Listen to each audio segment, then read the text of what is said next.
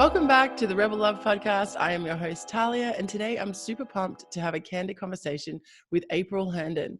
April and I met through a connection, work connection, actually, and we really connected on the first call we had. We talked about mostly private stuff rather than business, actually.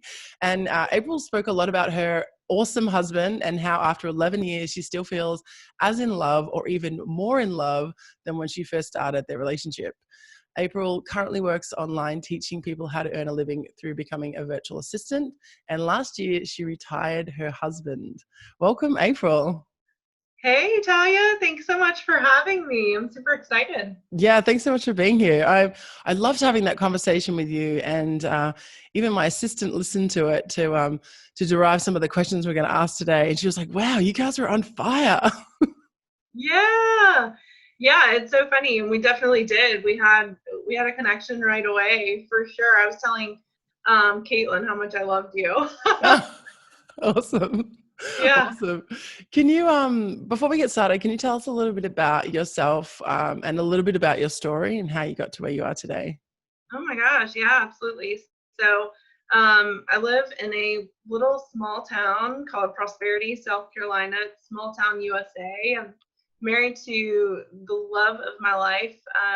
Like you said, we'll be married 11 years here in just a couple of weeks. We've been together for 13 years.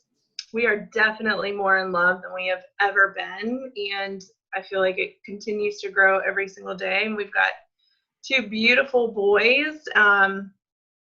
Things weren't always easy by any stretch of the imagination. I'd say our first 5 years of marriage were incredibly hard. We were really poor. We were in our early 20s, and I worked in an incredibly stressful job. And my dream was to be a stay-at-home mom to our boys, but we couldn't afford for me to do that. So I went on this quest to figure out how to earn a living on my own, working 100% from home. Figured it out. It ended up that virtual assisting totally landed in my lap and became one of the most sought after VAs by far. I broke six figures as a virtual assistant, which Wow. I think a lot of people are like, holy cow. And to be totally honest, it was just a process of building my skills, being consistent, and raising my rates as my skills grew. And that was how I really got to that kind of income. Mm-hmm. And it really allowed us the financial freedom that we had never had. And I think getting rid of the financial stress definitely helped myself and my husband for sure.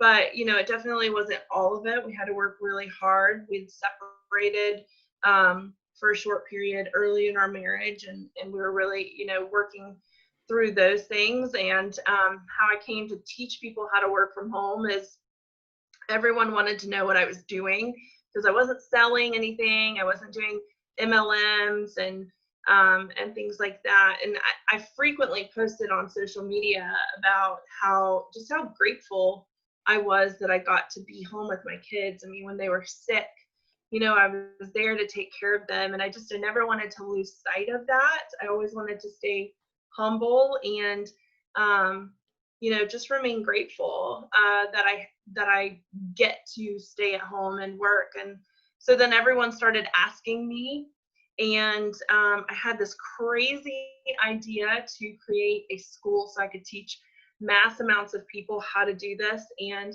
I remember when I just wrote about this today. It's all over my social media. I sent it out to my email community about how when I went and told my mom that I was going to create a school to teach people how to do virtual assisting, the first thing she said to me is, "That'll never work.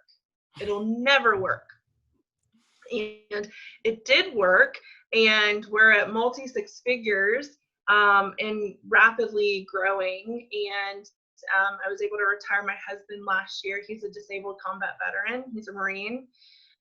Did time in Iraq and was hurt in Iraq. Not he tore his shoulder, so he wasn't. A lot of people want to know if he was shot or anything. It wasn't anything like that, but he ended up having to have a lot of surgeries and things like that. But so yeah, it's just it's been a wild ride. He is super thankful that he is retired, and I'm super thankful that I was able to do that for him. He was a contractor before that. It was very hard on his body and his shoulder, and all of those things. And so here we are. He calls himself the home life director. And so he shuttles kids to baseball practice and mows the lawn and does laundry. And, it's a transition, but he's really happy. He's really happy doing it now. So. Mm-hmm. Wow. That's certainly a transition, but also that's really amazing work that he gets to be with you and with your children and, be present. I think a lot of children don't have the privilege of having their parents around so much. So it's really great for your children. It has been such a blessing, especially our boys. So we did everything backwards. So if anybody wants to do the math, because we have an 11-year-old and a 15-year-old. So we had, I think I told you this, but if everybody's like, well, how do you have a 15-year-old if you've been together for 13 years? We had a one-night stand when I was 19 and I got pregnant, and we fell in love during his 3rd birthday. Wow. And we've been inseparable ever since. So that is the short version of our story. Who would have thought? And we laugh about it now, but we did a DNA test and all that stuff because he didn't believe me, and the whole shebang. So I tease him about it now, especially because our oldest looks nothing like either one of us. He's blonde hair, blue eyes, and we both have brown hair, brown eyes. And so, I tease him about it now. But yeah, it's, our kids are really at an age where they really need their dad. I mean, they need their mom too, but especially our 15-year-old, he's really at an age where he really looks up to his dad, and they go to the gym together. It's really cute.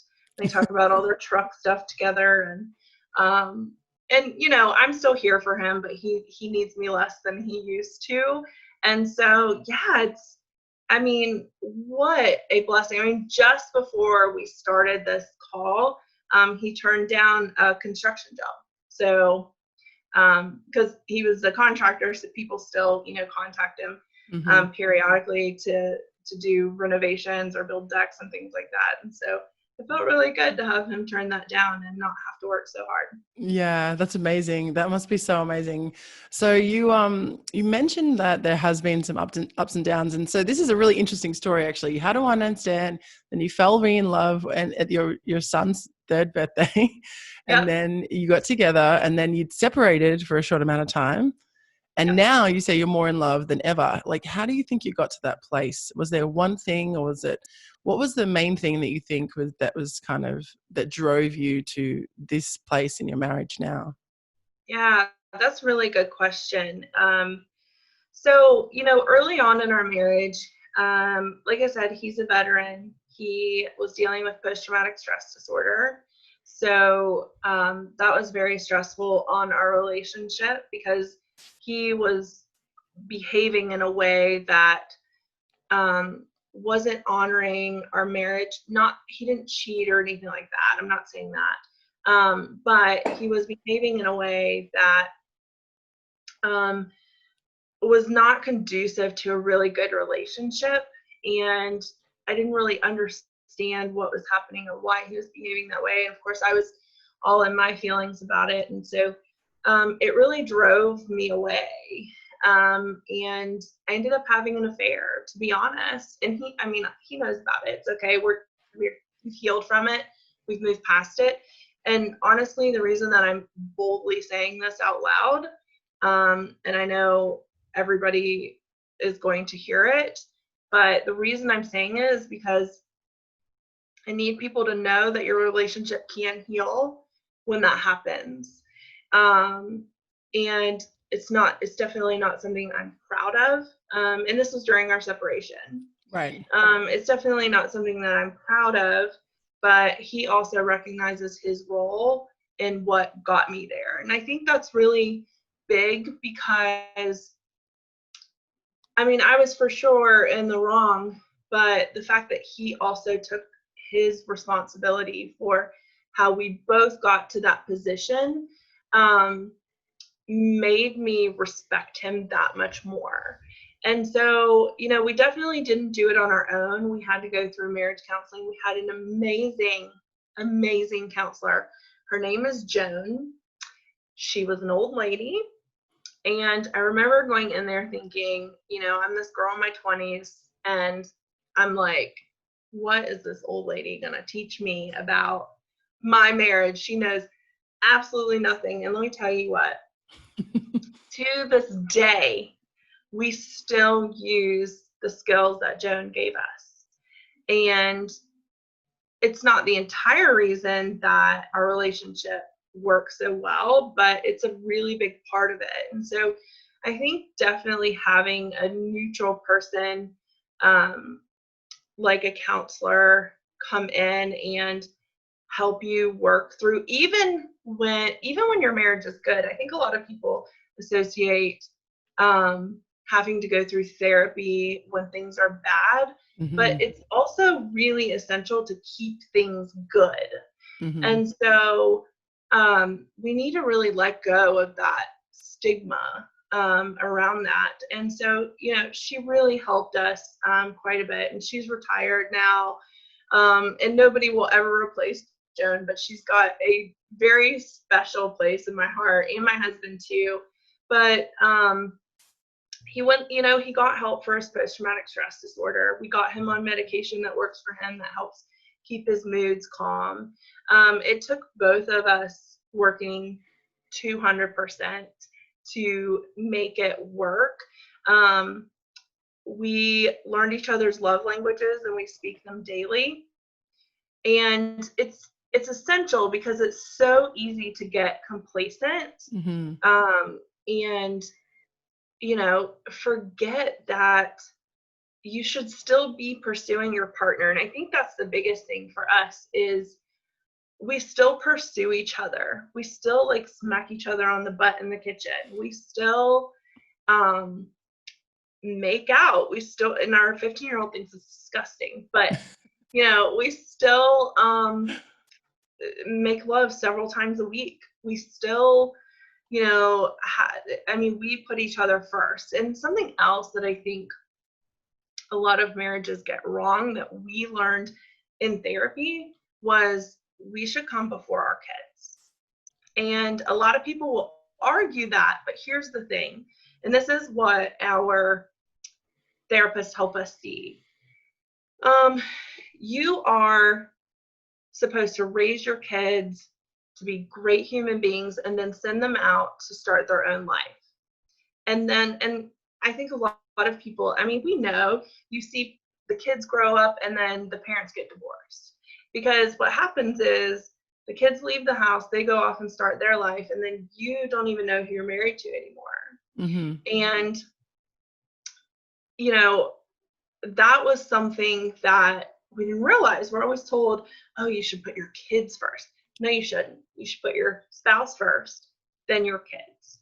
And if you're religious, it should be God, then your spouse, then your kids. And we started really implementing that.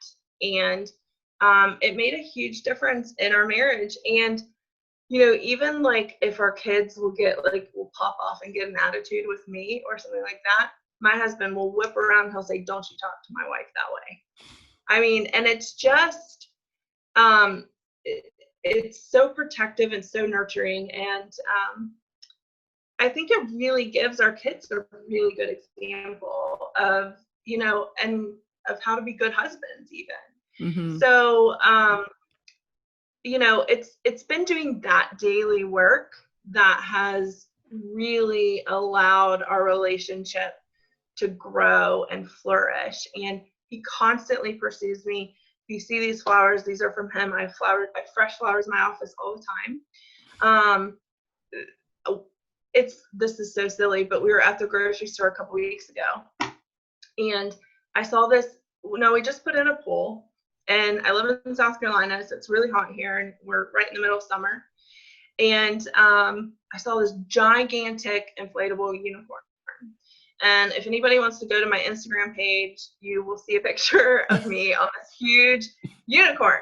And so I saw this huge unicorn. I was like, oh, I need to get that. And he's like, no, we've got stuff to do. Come on. Well, a couple days later, he goes to the gym really early in the morning. And so he comes back from the gym. He comes and he wakes me up. And he's like, come here, I've got a surprise for you. And of course, everybody knows where this is going, but he had tricked me. So he's like, close your eyes. And he's like, you gotta come outside. And so I'm like, okay. So he has me close my eyes and I walk all the way across the driveway.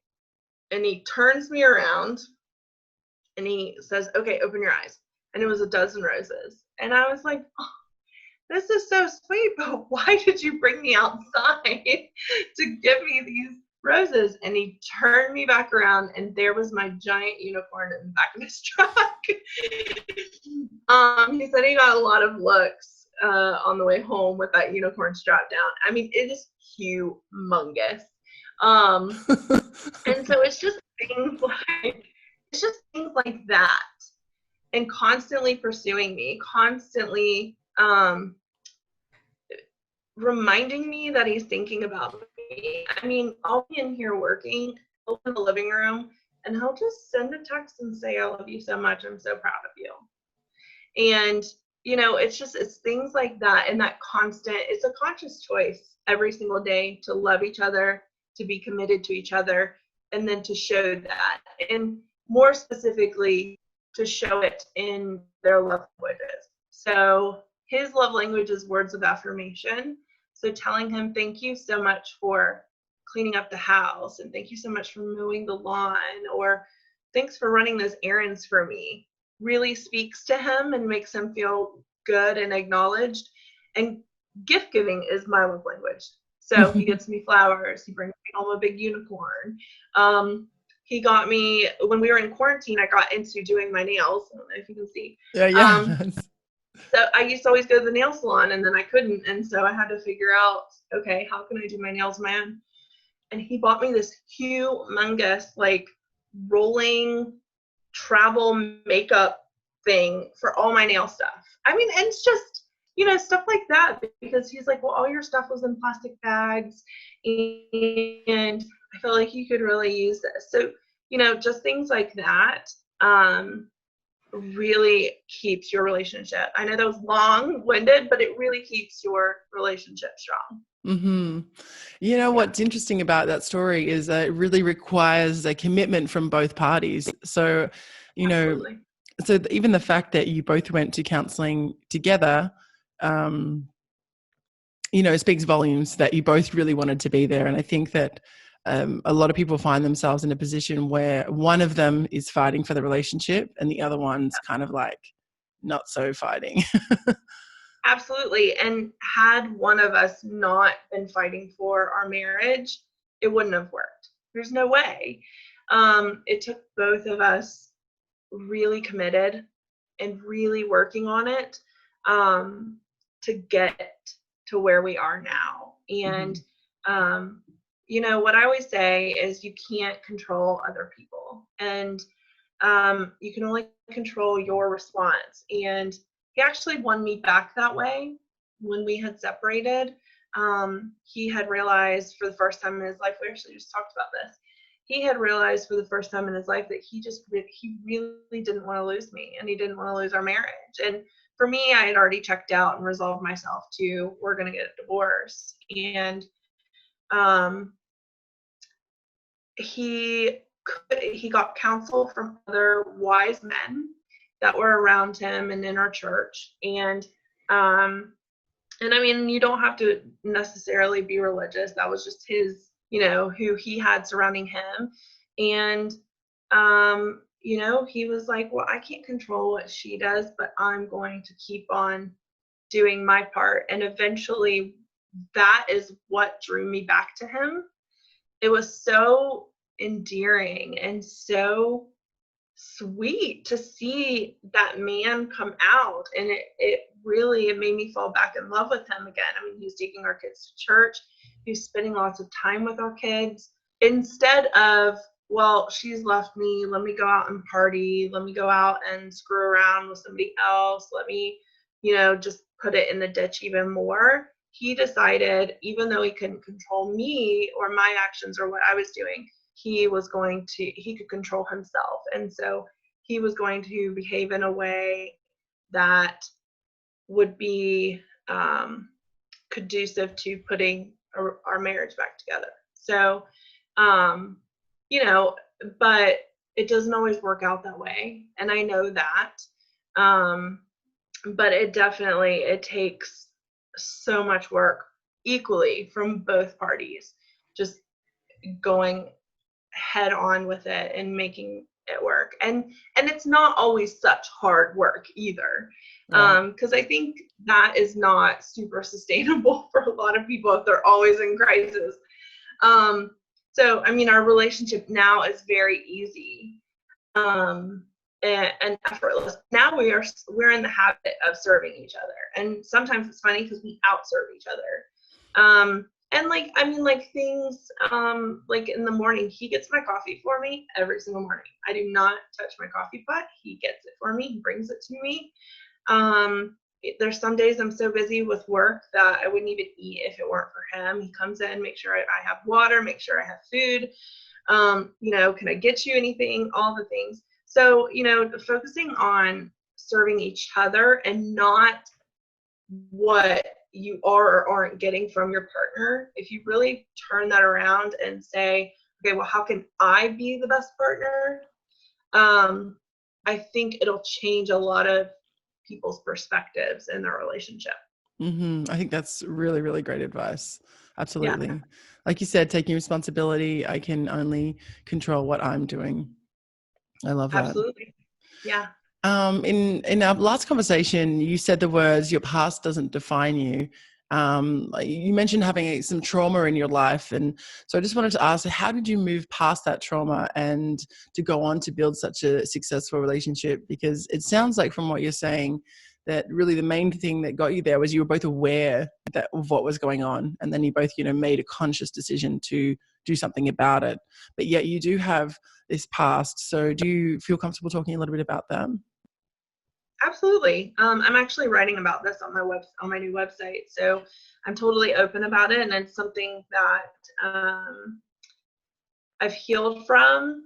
And I really feel like you cannot really teach about something until you've healed from it. And so, and by all means, I should have been a statistic. I was molested as a little girl when I was 3, to be exact, and then several times thereafter. I was raped by the time I was 12. I was in 6th grade by a 15-year-old boy.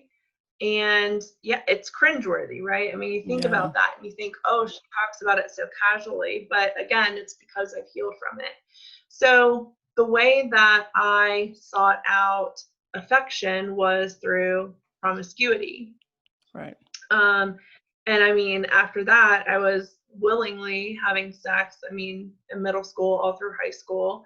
And because that was where I was seeking my self-esteem from. And so I was raised by a single mom. She was in and out of marriages. She was married 5 times, and I love my mom dearly. But we had a chaotic upbringing. We had an abusive stepfather who's passed away now. But when I was 5 years old, for punishment, he would stick me in freezing cold showers and make me stand there for as long as he told me to. And I actually confided in a teacher what was going on in Child Protective Services, was called. They lied, and of course there's no proof. But putting me in a cold shower didn't leave marks on me. Yeah. So, but it was torture. Yeah. So, going through things like that, and by all means, should have been a statistic. And I think it was, and even early on in my marriage, I still had these self-esteem issues that I was really working through because of my past. And ultimately, I had to find my self-esteem within myself. And I really think it came from growing my business on my own and realizing that I'm smart and I'm capable and I have so much more to offer than my body or my looks or, things like that. And so I really think that's what kind of lifted the veil for me, was through building my business and then encouraging other women to build their own business. Mm-hmm. And so you really have to work. You really have to work on yourself and be good with yourself. You can't rely on I can't rely on my husband to do that for me. This is the work that I have to do on my own, in order to move past it. And so, and I still struggle. Absolutely. It never goes away. It's almost like addiction. It's something that you're always conscious of, you're always aware of. And I consciously try not to seek self-esteem in those unhealthy ways. And honestly, like, I'm scared to lose weight. It's a real fear that I have. I don't want attention from men, because that used to be a trigger for me. Right. And so, it's being aware of those things and knowing your own problems and not relying on other people to fix those for you, I think is really important. But, it's something that I have to work at all the time. Mm-hmm. It sounds like you have a really heightened awareness. It's kind of like you are aware of something and then you identify which direction you want to go, and then you take action. How did you cultivate that? Oh man. Well, I have always been crazy strong-willed. Always. It's in my blood.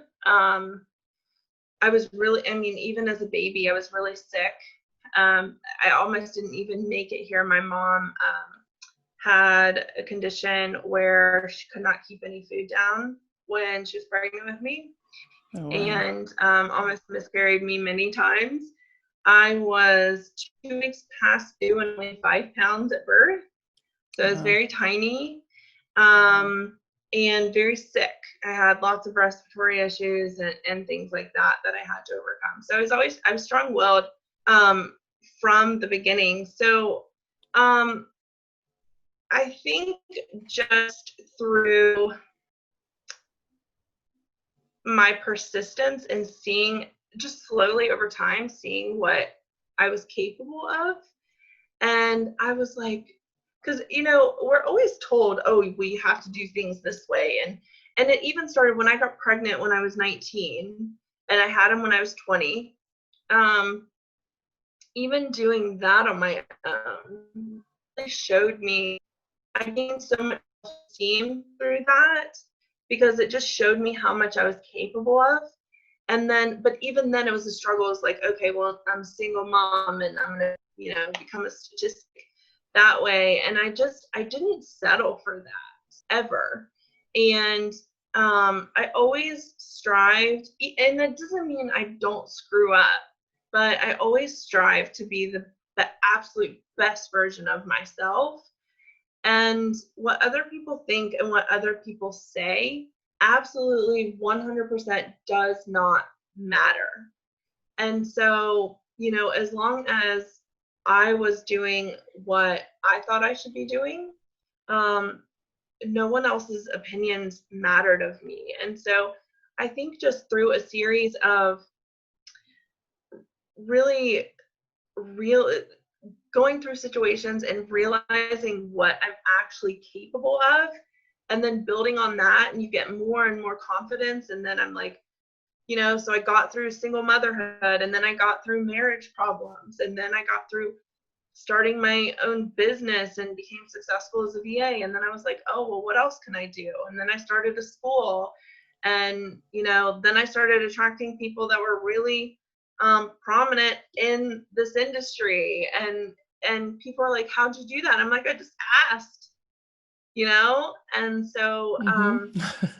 I didn't hold back. I just asked, and I figure, well, the worst that could happen is they'll say no. And I have been told no by many people. Yep. But I keep standing back up. I don't let anybody else shoot me down. Do I get shot down? Yes. Do things happen that, maybe I do a launch and it doesn't work out the way I planned? Yes. But I don't let that determine how I'm going to respond. I keep going. And I think the world would be a lot different if people really understood their capabilities Mm. and the power that everyone already has inside them. I'm successful not because of luck. My marriage is successful not because of luck. Bless you. Thank you. Excuse This me. is real life. So, I am by no means lucky. I have a high school diploma. I make more than my brother, who's a doctor, which is a running joke in the family because my brother always thought that things had to happen traditionally. You go to Right. school, you go to college. If you Yep. want to make a lot of money, you get your doctorate, and you keep on working. And not that it takes anything away from me, because I've been working at this for 9 years. Right. So it's like you go to college for 9 years, or you can work in entrepreneurship for 9 years. So the work hasn't been any less by any means, but certainly not traditional. Yeah. And so I think just keep on staying true to yourself. What's the worst that could happen? And life's too short to not go for your dreams. Just do it. If you want to do something, make it happen. You absolutely have it within you, for sure. Yeah, I totally agree. And I'm very much the same going down the non-traditional road. I just have never been one to be like a university person. I'm just like, you know what? I'm just going to forge my own path because that's my style. And, I kind of don't like being put in that box. So, yeah, I love that you earn more money than your than your doctor brother. That is awesome. I make quite a bit more than him, and we joke about it all the time. And it's always been kind of this friendly competition between my brother, my sister, and myself as to who can make more money. My brother has always been the winner because of his career path. And so, last year I was like creeping up. And then the end of last year, I tipped over and surpassed him. And he's like, he's incredibly proud. He's incredible. They all are. And they're so cute. And telling me how proud they are of what I've accomplished. But, and he loves hearing my numbers. He's so funny. I made 30,000 in 1 week last year during enrollment, and we'll do it again. We'll probably surpass it this enrollment. And he was just mind blown that you can make that much money in a week. And I ended up doing over 150,000 in 8 weeks, but it was a really big week, and yeah, and he's consistently mind blown, and just can't believe what entrepreneurship can do for you. Mm-hmm. Yeah, it's an amazing journey. And that's the thing. It very much is kind of that rocky road sometimes, because you are, when you work online, you have an online community, but you're alone most of the time. So if you're a little bit Sure. extroverted, sometimes that can be a little bit tricky. Yeah, I find Yeah, a lot. absolutely. Thankfully, I have my assistant. She's an extrovert. I'm an extrovert. So it's so funny because a lot of times, because you're working by yourself, we will get on Zoom and work together like we're in an Nice. office. And so it's so funny because I'll just box to her and I'll be like, hey, do you want to Zoom? And she'll be like, yeah, we did it today. And I'm like, I'm writing an email, so I've got to concentrate for just a little bit, but then we can talk. And like, that helps having a buddy. to just talk with and things like that, because entrepreneurship, it can be lonely sometimes. It's definitely a roller coaster. Yeah. Lots of ups and downs in entrepreneurship, but it's totally worth it. I've always been somebody that goes against the grain. Mm-hmm. Always. Mm-hmm. I always do the opposite of what everyone else thinks I should do. I've always been that way, and it's served me well in this case. Mm-hmm, mm-hmm. So I have two more questions for you. The first one is, so when you retired your husband and the whole journey of you starting your business, was there any kind of, I don't know, bumps in the road from you working at home and your husband being at home as well? Or perhaps you earning more money than your husband? Was that ever an issue in the marriage? Oh yeah. Yes, it was an issue. Before I retired him, I quickly became the breadwinner, and it was really hard. We had to have talks about his ego and letting it go, and how, and I think he was more concerned about what other people would think of him. Like he was, somehow he had resolved it to, he's a loser and, not a man, because his wife earned more. And I've always referred to it as our money. I've always referred to it, I mean, he has access to our bank account and, all of those things, and he can get whatever he wants when he wants. And he knows that. But it was really hard for him. It was a really hard pill to swallow. And we've had lots of conversations about letting go of anyone else's expectation of you. And what works for our family works for our family. Mm-hmm. And it's no one's business. And then as my business grew and got more successful, and we got to an income where I could afford for him to not work anymore. Last year, so he, like I said, he was a contractor, and he came home. It was the middle of summer, and he almost had a heat stroke. I mean, his blood pressure was through the roof. Wow.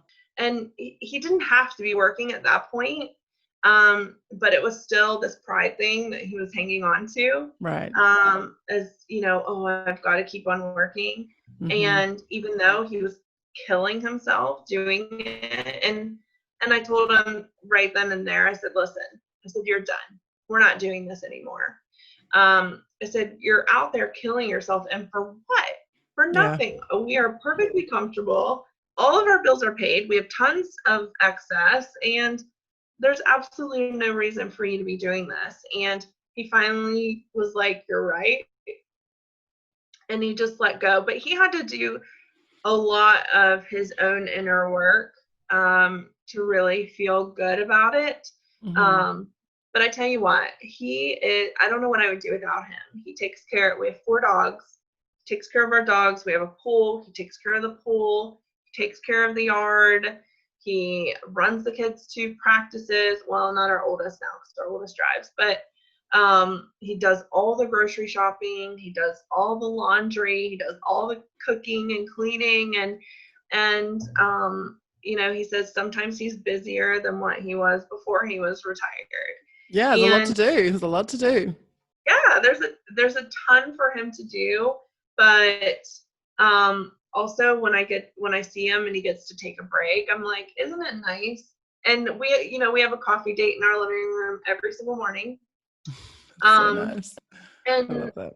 And I'm like, isn't this great that we get to sit here and drink coffee, and you don't have to get up and rush out the door, and I try to recognize those little moments when they happen, mm-hmm. and just show gratitude for them.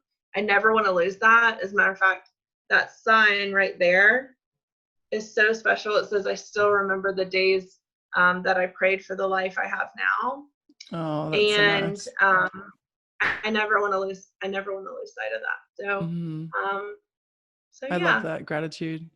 Thank you. So one more question before we wrap this up. And this is one that I've been waiting to ask.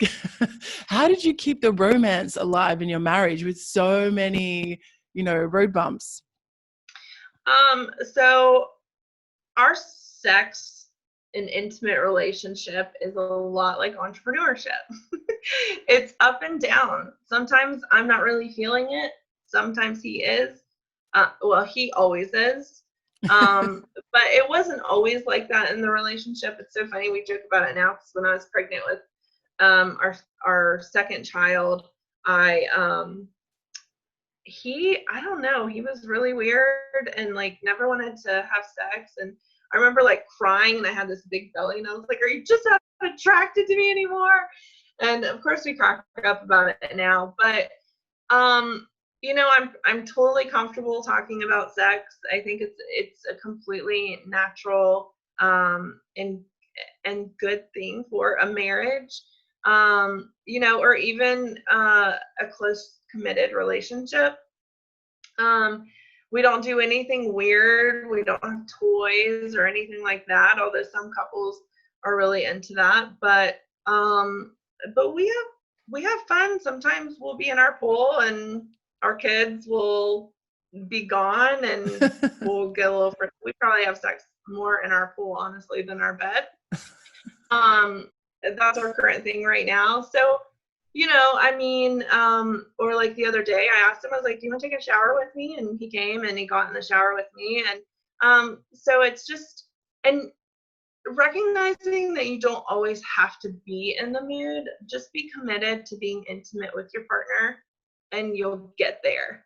Because there's a lot of times where I'm like, leave me alone. Sometimes he's like, he's like a dog in heat sometimes where he just won't leave me alone. And I'm like, God, I'm just going to do it so you go away.